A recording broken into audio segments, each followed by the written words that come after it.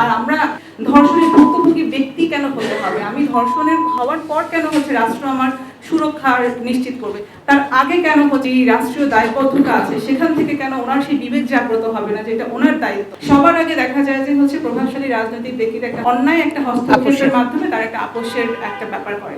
ধর্ষণের মতো এই যে জঘন্য অপরাধটা, এটা কিন্তু আপোষ মীমাংসার কোনো জায়গাই নাই, এটা অনেক কম। ভাইয়া বলছিলেন যে রিজনটা কি, যে কেন বিচারহীনতার এই সংস্কৃতির রিজনটা কি। একটা ছোট্ট একদমই সাম্প্রতিক যে উদাহরণ সেটাই আমি দিচ্ছি, যে নরসিংদীতে যেই ধর্ষণের ঘটনাটা ঘটলো, ওনাকে তো অপহরণ করে মেরে ফেলা হলো 15 দিন পরে, বা 15 দিন আগে কিন্তু ওনার সাথে প্রথম ধর্ষণের ঘটনাটা ঘটেছিল। তো সেই ধর্ষণের ঘটনাটা ঘটার পর সেই পরিবার কিন্তু সবার আগে ওনাদেরকে নিয়ে যাওয়া হয়েছিল স্থানীয় যে রাজনৈতিক প্রভাবশালী ব্যক্তি ছিলেন তাদের কাছে, ব্যাপারটা আপোষ মীমাংসা করার জন্য। এবং পরিণতি হলো ভয়াবহ। কোনো ন্যায় বিচার তো বিচার করার তো রাজনৈতিক প্রভাবশালী ব্যক্তিকে ন্যায় বিচার করার কোনো অ্যাসাইন পারসন না।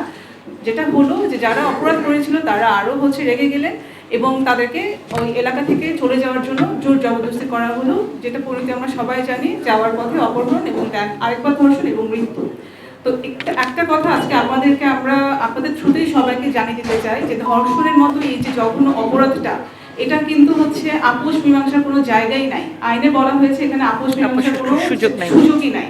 কিন্তু আপনারা সবসময় দেখবেন, অগ্রহই দেখবেন যে এই ঘটনাগুলো যখনই ঘটে এবং যখনই প্রান্তিক পর্যায়ে যখন ঘটনাগুলো ঘটছে, সবার আগে দেখা যায় যে প্রভাবশালী রাজনৈতিক ব্যক্তির একটা হস্তক্ষেপ, অন্যায় একটা হস্তক্ষেপের মাধ্যমে তার একটা আপোষের একটা ব্যাপার করে। এই কারণে যেটা হয় যে আমরা জানি যে ধর্ষণ যখন হয় একটা ঘটনা, এটা একটা আলামত, একটা এভিডেন্স, একটা প্রিজার্ভেশনের একটা ব্যাপার থাকে, যেটা কিনা 72 ঘন্টার মধ্যে প্রিজার্ভ করতে হয়। এখানে একটা প্রসেস আছে যেটা 72 ঘন্টা পরে নষ্ট হতে শুরু করে। এবং যেটা হয় যে যখন ধরেন সেই 72 ঘন্টা পরে প্রভাবশালীদের কাছ থেকে বিচার না পেয়ে সেই ভুক্তভোগীর পরিবার থানা দ্বারস্থ হন, কিন্তু কি হয়, এভিডেন্স না থাকার কারণে ভুক্তভোগী ব্যক্তি কিন্তু ন্যায় বিচার পান না। এটা একটা রিজন। আর আমরা সবসময় বলে আসছিলাম যে আমাদের এই রেফার রিফর্ম কোয়ালিশনের একটা সবচেয়ে গুরুত্বপূর্ণ দাবি ভুক্তভোগী সাক্ষীর সুরক্ষার একটা জায়গা রাখতে হবে আইন।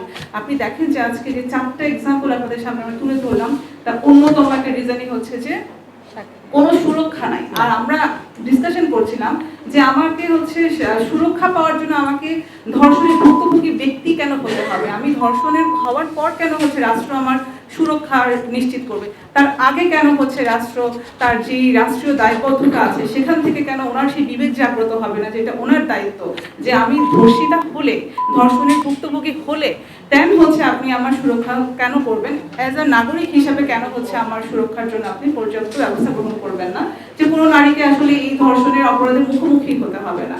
সো এইটুকুই আমার থেকে বলা।